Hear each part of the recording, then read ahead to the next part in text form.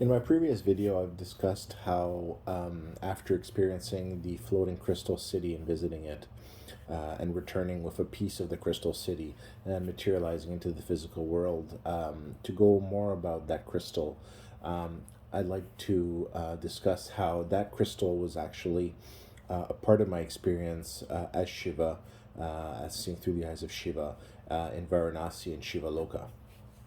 So, in Varanasi and Shiva Loka, I had my room where I lived with the goddess, and within that room, I had my treasures, if you want, my personal possessions, and one of my most precious treasures was actually this crystal. That I brought back from the Crystal City, that I broke off of the Crystal City before jumping off and returning to my consciousness to the physical world.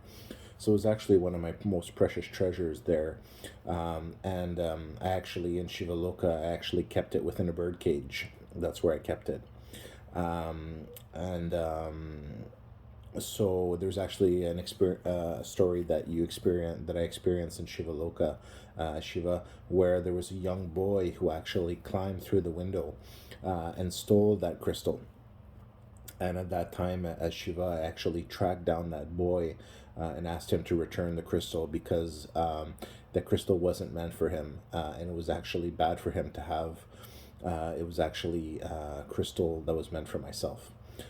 So it was actually causing him harm to have that crystal.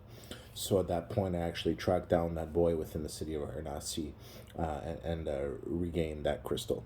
So it's interesting how an experience that I had previous to enlightenment, where I visited that crystal city and obtained that crystal that materialized back with me in the physical world, that same crystal was actually part of the experience in Shiva Loka, in Varanasi, and when it was one of my treasures there.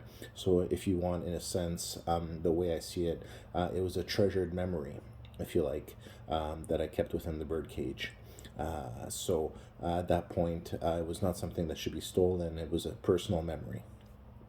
So very interesting how that experience of the Crystal City, where those words were implanted into me by the council of that city, and that crystal that I broke off before jumping off and returning to my consciousness of this physical world, actually ended up the crystal actually ended up being a treasure of mine within Shiva Loka during my experience of enlightenment.